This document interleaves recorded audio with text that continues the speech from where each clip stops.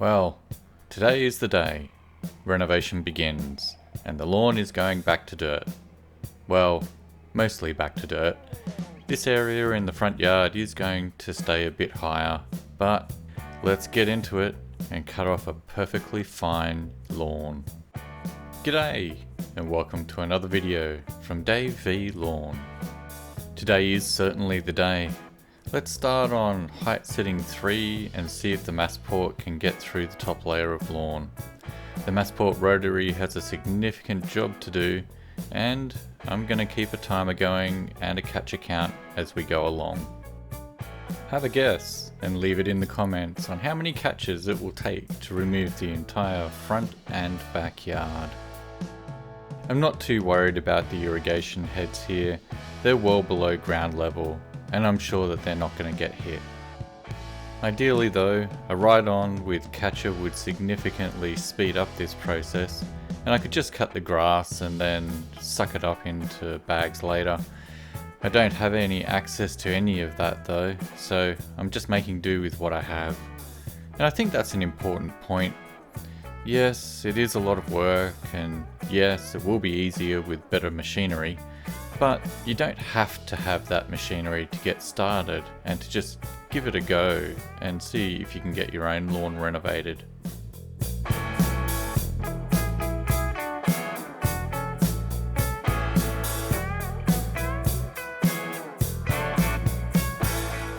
This first layer is coming off pretty easily, and I'm thinking at this point, well, this isn't going to be so bad after all. So, full of faith in my mower, I drop it to height level 1 and just send it. In retrospect, this was a mistake. I corrected that in the following sections, but I definitely should have just lowered the mower one height guide at a time. Anyway, this is going to be the actual final height I use for the renovation. The Masport can get as low as 13mm, and I just can't go any lower than that. There is actually a sand cap here already from last year, but it certainly doesn't look like it, does it? The dark brown layer being revealed is not actually dirt, it is thatch that has built up over the year, and getting as much of that removed as possible is the entire goal for today, and the actual reason to renovate the lawn each year. So, I can't get rid of all of the thatch, but I don't actually mind having some organic matter left behind. The sand I've been using for a few years now has no organics in it at all, so a bit left in there will break down over time and provide a source of nutrients for the lawn. Plus, now I have the verticutting cartridge for the Allett, and I'm thinking of running that maybe once a month over spring and summer, just to help keep this thatch layer under control. Each year I go through the renovation process, I learn a better way I could have done something, or even just now I'm seeing the lawn in a different way. It's all looking healthy and matted together. It certainly didn't look like this the first time I did the renovation. It was literally at about dirt level, and I was not sure it would even grow back at all. Now though, I'm confident. The lawn is looking in great condition, and I think I'll be trimming this in a few weeks' time.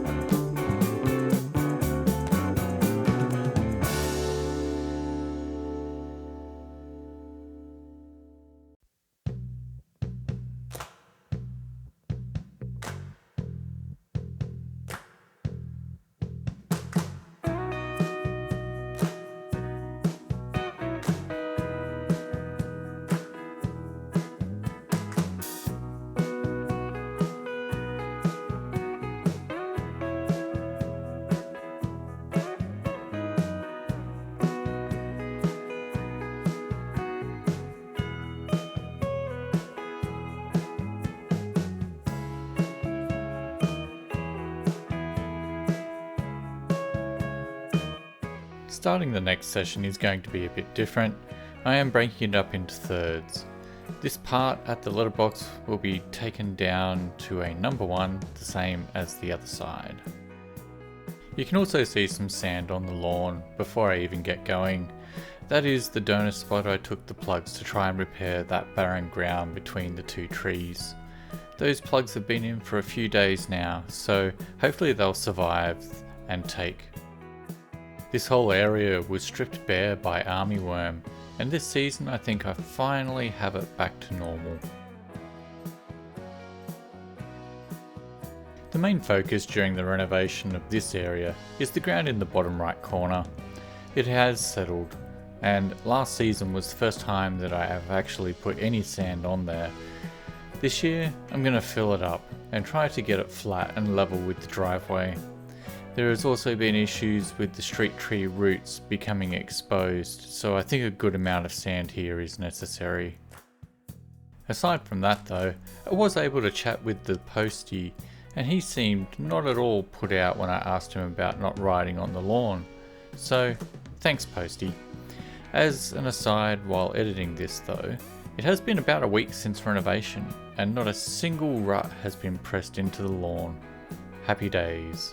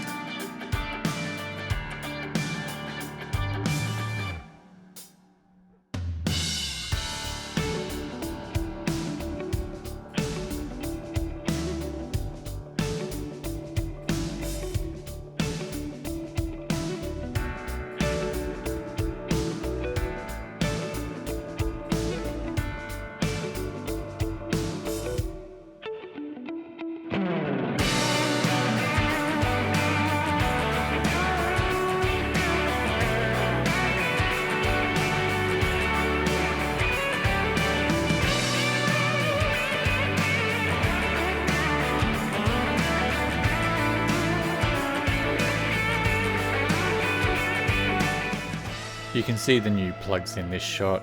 I spent some time and broke up the ground there for the plugs. It was quite compacted and hard, so it got broken up pretty well, and then a healthy bucket of sand all mixed in, and that should help the grass be able to get a foothold, I hope. The middle section is getting the least amount of sand and also the least amount of scalping. The lawn has a bit of a hump right in the middle, and as a result, my efforts are really about either side and raising those areas up a bit to flatten out the hump. This area really struggles the most, and I'm not really expecting too much from this spot. I really think that the council-owned street tree is going to have to get cut right back to allow more sun if I'm going to have any chance at all of growing the grass here. You can really see the difference between the sides and the middle section. This grass is much more dense, and the middle is thin and spindly. I'm not intending to scalp too hard higher up near the bins in this area though. That spot doesn't get the irrigation system, and it really is relying on the air conditioner, condensation and rain. I'm intending to fill in some holes in this area as well, especially down at the underground power box and right in the middle of the lawn. There was a tradie vehicle parked there when we needed to replace the air conditioner, and although I have been adding sand, that area it just still isn't filled in yet. I'm pretty sure these spots will reveal themselves as I get lower and lower. If it's still green when I get down to 1, then we have a hole. Aside from that though, I am going to put a decent amount of sand along the boundary edge. You can't really see it on camera, but the ground does slope away quite sharply here, so a couple of extra scoops of sand should help that area out as well.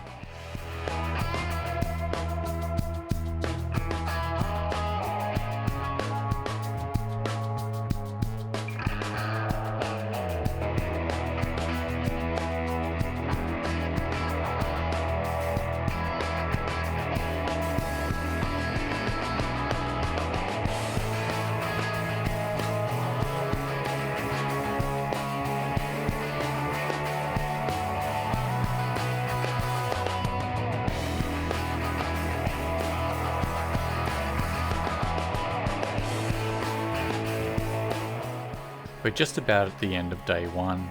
I filled the green waste bin, started mulching the lemon and lime trees with clippings, and I'm running out of spots for the backyard lawn to go. That was 2.5 hours to scalp back 200 square meters of lawn. See you tomorrow. Well, good afternoon. It's about 2 PM the next day, and here is the results from yesterday. Overall, I think it is low enough, and there is still green left in some spots. That will get addressed tomorrow with this 4 meters of wash sand top dress. I still have about 1.5 meters from last year to add to the lawn as well. Today we are scalping the backyard, so this is the last look of Project Green. Enjoy it while it's here. I still have a bit of room around the lemon and lime tree to dump clippings and thatch, but I think it's going to be a bit of a challenge. The backyard is larger than the front yard, has had a lot more attention and care, a very thick sand cap from last year's renovation, and I'm certain it is going to have way more thatch than the front yard. Considering the front yard took 2.5 hours, I think this is going to be a 4-hour job. Because of this, I'm down to 2 cameras, and hopefully we'll have enough battery to capture the whole thing. The same principles for this lawn as well. I'm starting the removal at height 3 on the Masport.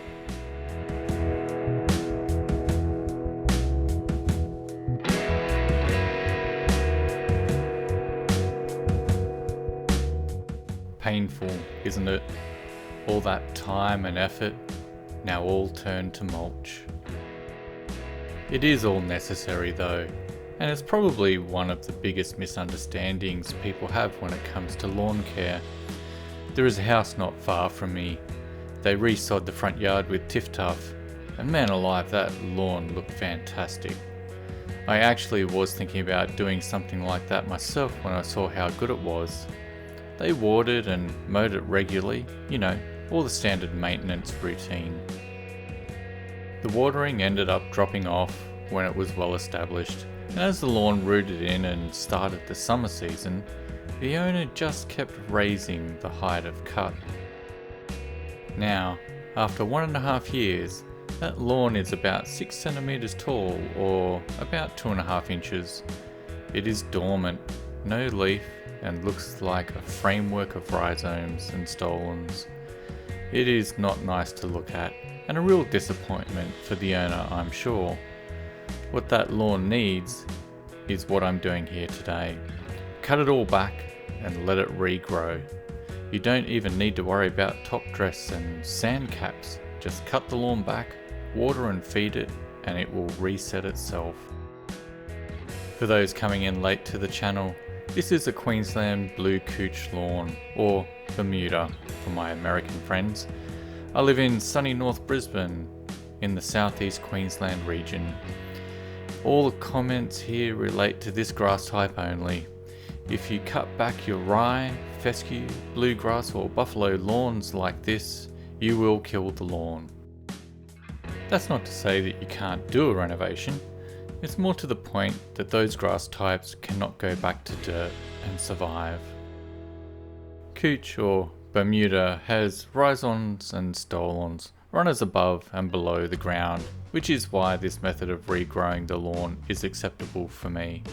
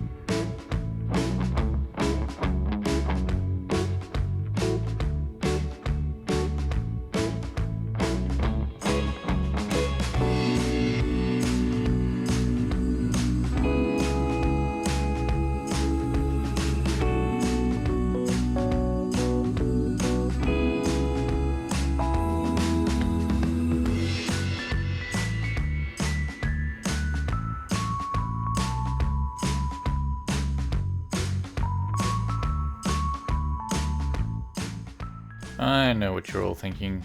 First layer is the easiest layer to remove. Yes, you are correct. The hard begins now. Well, it's not that the work is very hard. I think the worst part is that it has all the interruptions because the catcher fills up so quickly. So, let's have a chat about the plants for the backyard. I'm thinking about 2.5 meters will be enough for a light top dress. By light, I mean less than 1 centimeter or about 1/4 inch of sand over the surface. Over time, even though I put down a thick sand cap last year, the ground has developed some depressions, particularly where I've needed to dig up an irrigation line for repair. Last year, before renovation, I ran a new irrigation line on the top side of the lawn, spanning between the shed and the lemon and lime trees.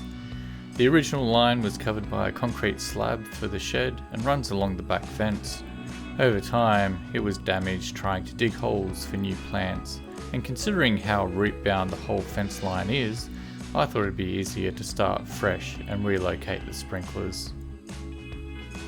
That has all been successful, but the trench line has sunk and could use some more fill.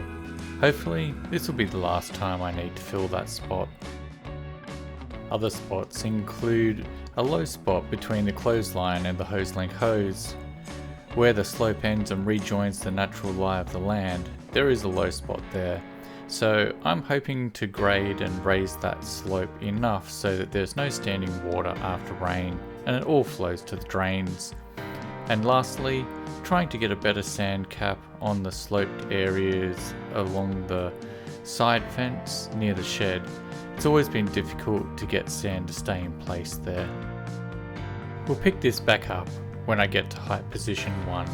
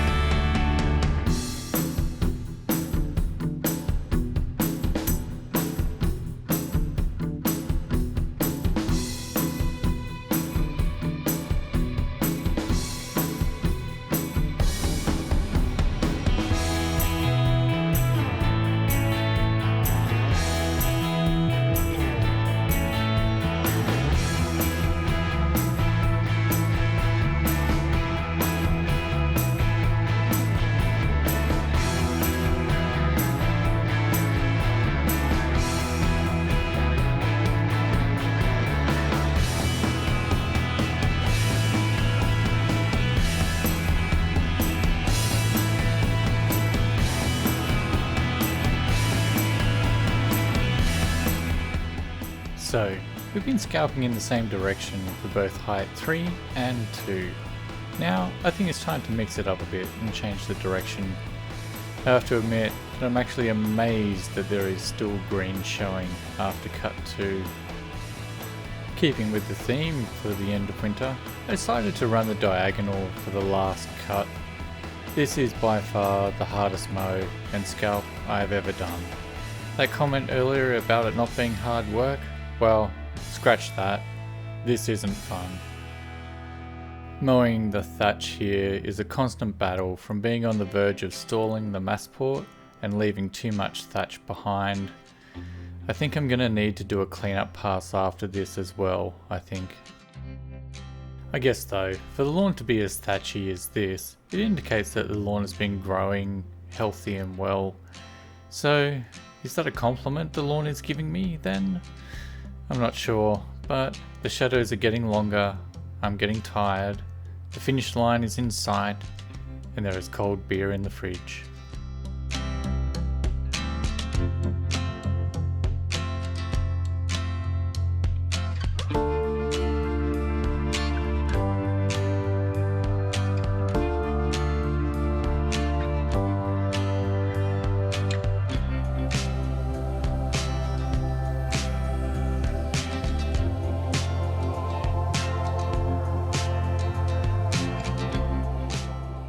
This is pretty much where I decide to stop trying to get it all in the catcher and just get the cut done as fast as I can while still using the catcher.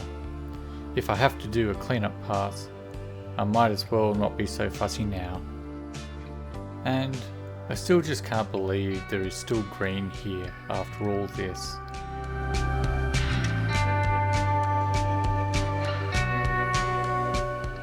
You may have noticed that a butcher bird is hanging about whilst I am toiling away. It swoops down and grabs an easy snack, then back up to a spot on the fence. I'm not gonna lie, it was nice to have a friend out there while I was working away. There is, believe it or not, some mercy in my situation today, and that is that it is not raining, and the ground is firm and dry enough to get the job done, and the temperatures today are quite pleasant. 23 degrees Celsius.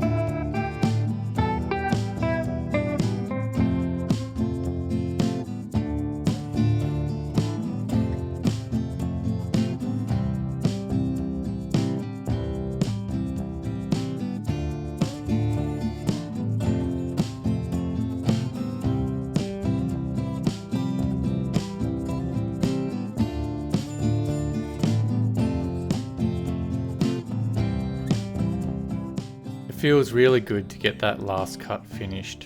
Now to find out how many catches of thatch I left on the lawn. I think this cleanup was likely the most satisfying job to complete. Smooth running, not bogged down.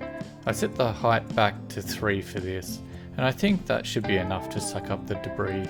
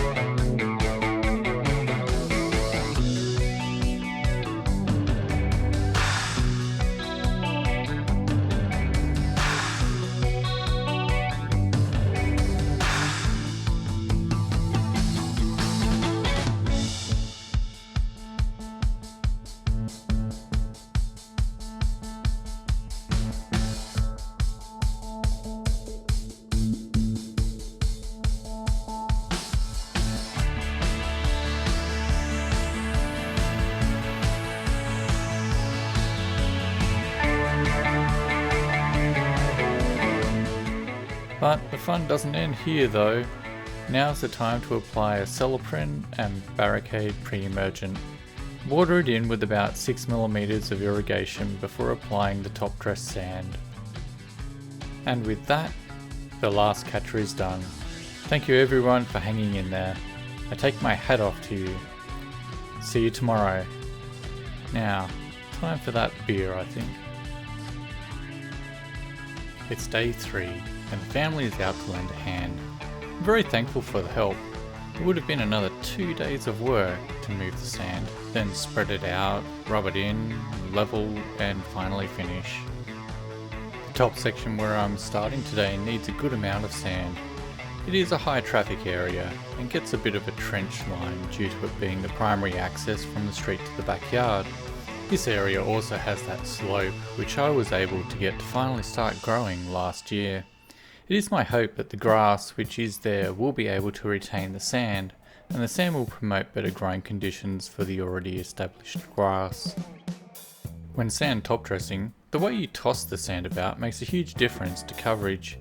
The idea is to get a scoop, and then when you start to turn your body to fling the sand, you should rotate the handle so that it is close to about 90 degrees, and then just let it rip.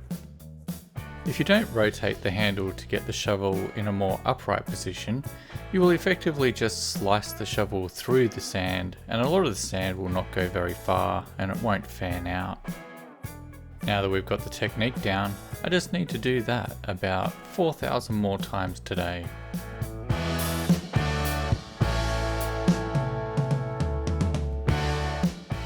This flat area also has a depression where the end of the fence is and the sloped ground joins the flat.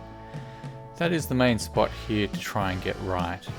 At the moment, each time that I mow this section, I usually end up scalping that area, and I believe this is due to the angle of the ground. I'm trying to flatten or reduce the angle today.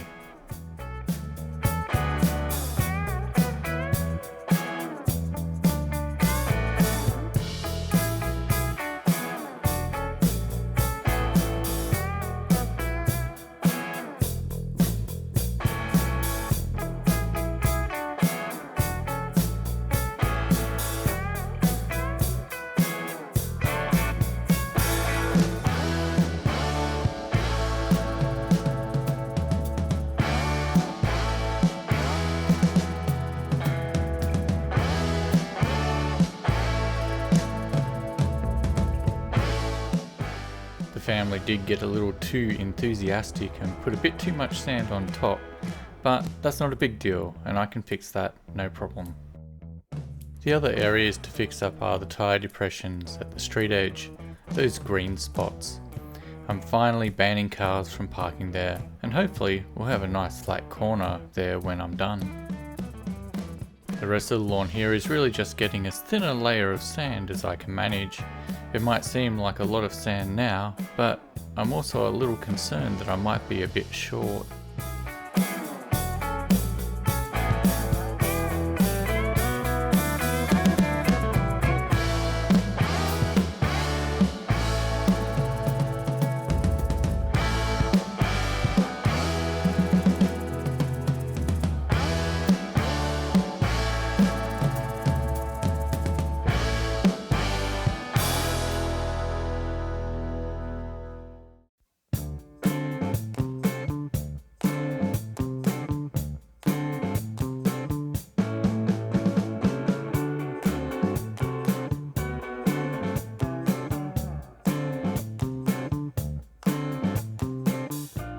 The lawn level that I'm using today is fantastic.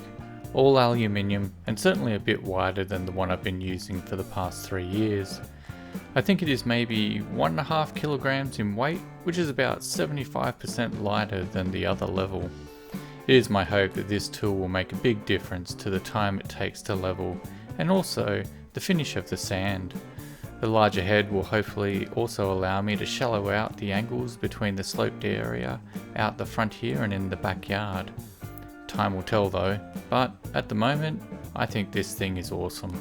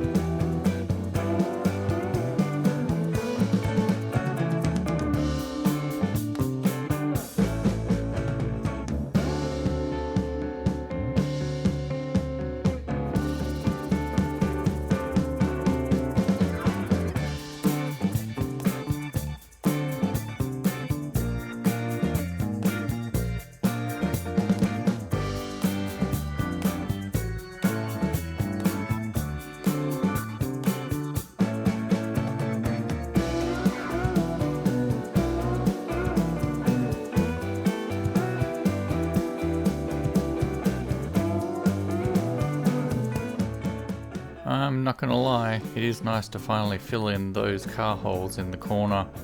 I've been wanting to do that for about 2 years now.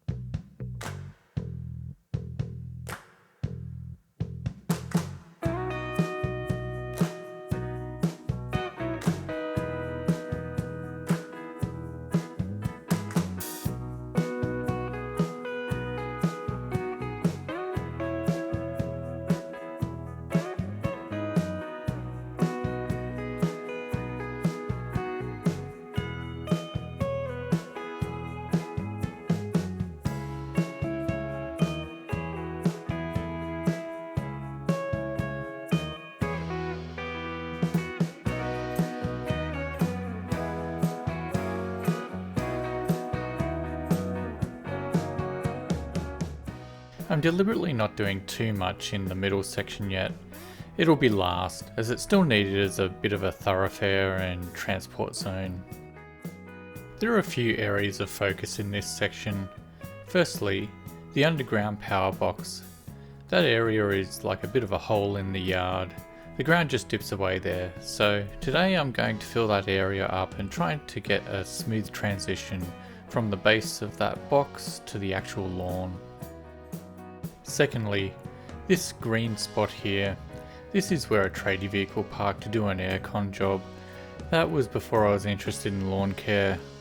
Hopefully, today after 2 attempts already, that area will be filled. And lastly, the bordering edge of my property and my neighbour. That whole border dips down quite sharply, and I want to add a decent amount of sand along there as well. On a bit of a side note, I've used this sand 3 times now, and have never once had dry sand arrive. Is that the same where you are? Dry sand is much easier to work with, but it doesn't seem to exist in my area. Last year, I had some spare sand, which I used for repairing the lawn over the year. I covered the ground with a tarp and then another tarp on top to protect it from wind and rain. That's what the family is moving into the backyard at the moment. That sand never really dried out either, and it makes me think that there may be something else in the sand that has been added to retain moisture.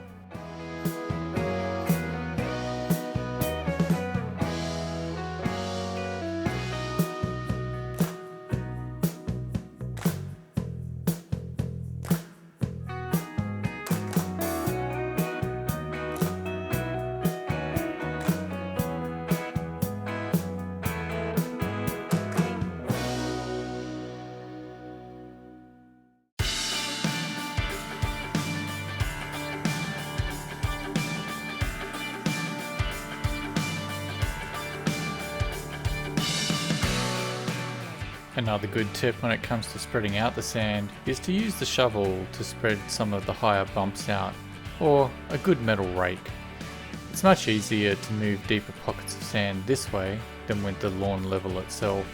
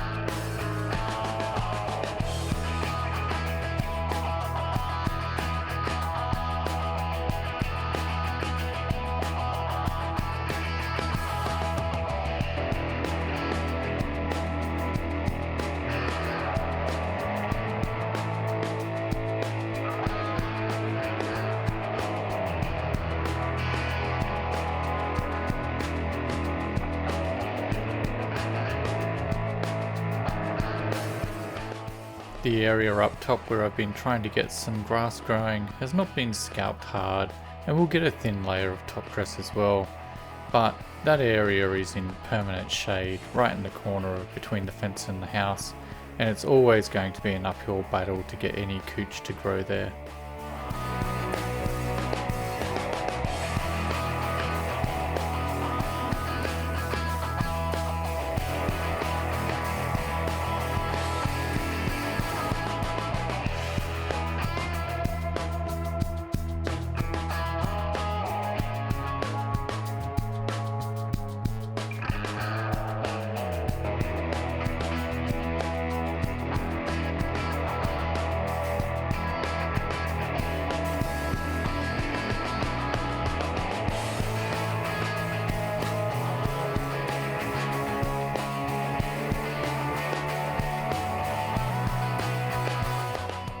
In the area at the letterbox, there is really no levelling problems to address. I do find it is difficult at the sprinkler head though. The water will carve out a radius and relocate the sand as the lawn is growing back in. So I'll fill it in again today and then spread out a thin layer of sand and make sure the donor zones for the sprigs are properly filled.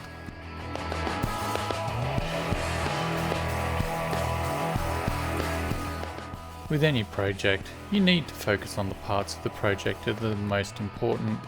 For me, that is definitely the edging of the driveway and the lawn looking nice as I drive in. So this area and the first area that I started on today will always be a higher priority to get looking good than the other side I was just working on.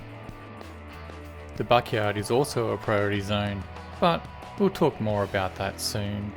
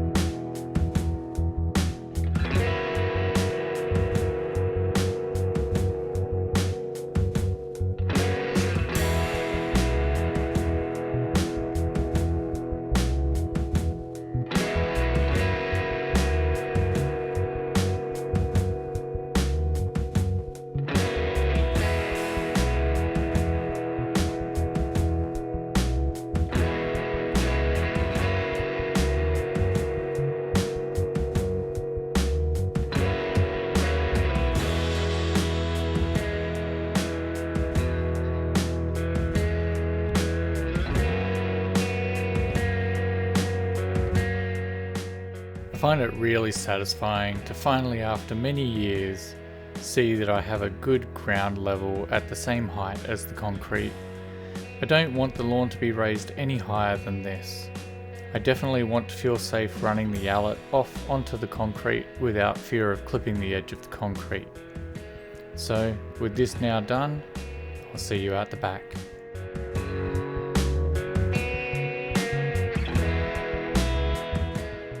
Well, here we are. The backyard is ready for top dress and grading. Yesterday I sprayed out pre-emergent and also applied granular acetyloprin, and that was all watered in, so we are good to go. Last year my primary focus was to get the top level even and the bottom level well sand capped and level. I didn't apply very much top dress to the hill slope. The slope has only really started growing just before renovation last year, and I didn't want to set it back, or should I say risk setting it back by scalping it. Not this year though. The area which is still green is an obvious low spot, and you should be able to see that green tinge all the way along the slope. I'll be working on smoothing out that transition zone today. So, while I toil away spreading all this sand out, I thought I'd go through the general process for renovating Qld and Bermuda lawns. If you've never done a renovation before, the process starts by using a selective herbicide to kill off undesirable broadleaf weeds and pest grasses like poa annua and winter grass. In my case, I also had an infestation of paspalum, which I still find from time to time, and a lot of carpet grass. The selective herbicide I used was dicamba M, and I've recently changed that to Camba M. The carpet grass was resistant to the dicamba, and I found a different solution for that, metsulfuron methyl, and the onion grass was killed off with Monument. Once you have a good kill on those weeds, and you may need to do that twice, you can move on to phase 2. This is scalping the lawn, which you've seen me do on this video. This will remove the dead weeds and also the grass, and will give you access to the ground so you can start leveling with sand. The third step is core aeration. If you've never done that, you should do it about every other year. I'd recommend sucking up the plugs with a rotary mower with a catcher on, although some people do prefer to not use a catcher and just use the mower to spread them out over the ground. The idea is to address compaction. This will naturally occur over time, and your lawn may need some help like this to start to recover. Water and nutrients will be able to penetrate deeper into the ground, and hopefully your lawn will find that very attractive. The fourth step is to spray on a pre-emergent and also an insect barrier, like a celloprene, to hopefully survive the pest infestation that can happen when you have a nice lush lawn. It really will end up being an all-you-can-eat buffet for armyworm, and the pre-emergent, in my case I used barricade, will hopefully not allow that bindi infestation and clover to germinate again during the summer's growing season. The fifth step is applying top dress. I prefer to use washed sand as it will not break down over time. Top dress with organics will eventually break down and you will get divots and depressions in the lawn. Step 6 is watering. It's very important to keep the sand layer moist for at least the first 2 weeks of recovery. I'm running the irrigation at 6 AM, 9 AM, 12 noon and 3 PM for 5 minutes on each zone. You can also spread out a good granular fertilizer with lots of nitrogen. This will also help kick the lawn back into growing mode. I didn't do that this year as I've been applying fertilizer all through winter and the lawn is already in that growing mode. In fact, it didn't stop growing all winter. The only real thing to do after that is to grab a cold beer and admire the finished job and just watch the grass grow. The first cut can be a bit treacherous though. You will likely have some parts of the lawn really growing well and needing a cut, whilst other parts are still quite sandy and not grown in. I've used the rotary mower and also an old school push reel mower in the past. They're sacrificial mowers. The reality is that you will interfere with the sand and damage the blades of your mower. To help with this, you can water the surface to settle the sand and make it heavier before you mow. And also don't run the rotary mower at full speed. Try dropping the speed to half or less. This will also help reduce the amount of sand you suck up in the catcher.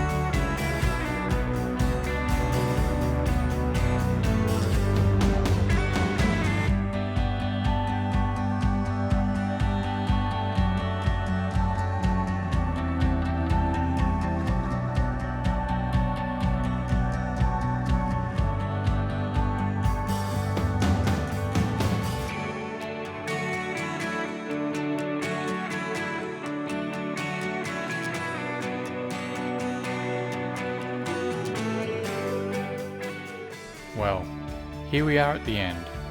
It was a big job, but I'm mostly finished. I did need to finish the front yard though, which I did after a break and I didn't film that. I'm sure you all know what happened. So today was 7.5 hours of time. We moved 7 ton of sand over 485 square meters of ground. Thanks family for the help.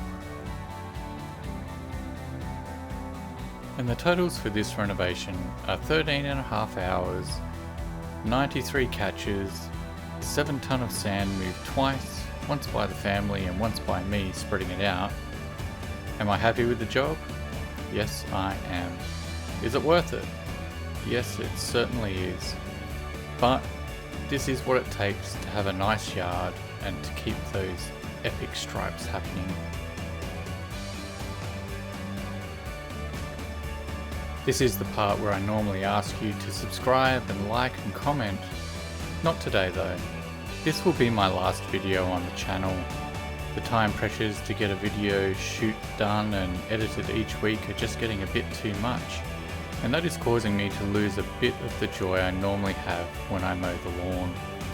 Thank you for watching and sharing in my lawn journey. I hope your lawn stripes up nicely and that the armyworms give your lawn a miss this year. Happy growing season all. Hooroo!